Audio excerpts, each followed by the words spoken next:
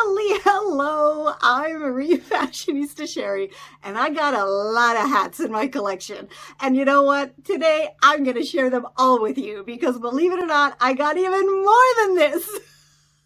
First up, my berets, this lovely festive sequin number. Next, this adorable floral crocheted one. And of course, my pretty much everyday black beret that is so super comfortable by now.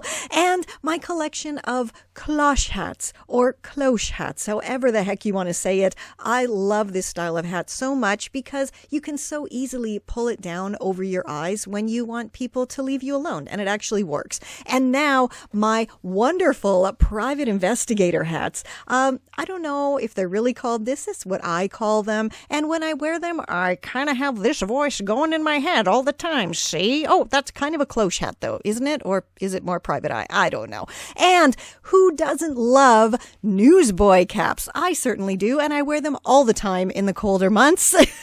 And I don't even know what this hat is. Is this a bowler hat? It's just hilarious and it's so much fun to wear.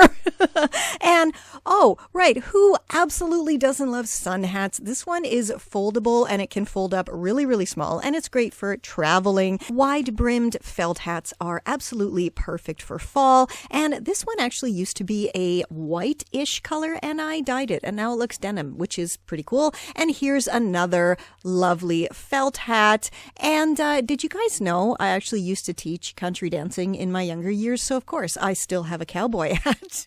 And last but certainly not least are my fabulous Refashionista caps. I absolutely love my embroidered Refashionista thinking cap, and you can get one for yourself in the store tab on my YouTube channel. And this is what I made to store my hats away all neat and tidy, and you can find the free DIY on my blog in the Tutorials for the Nest index.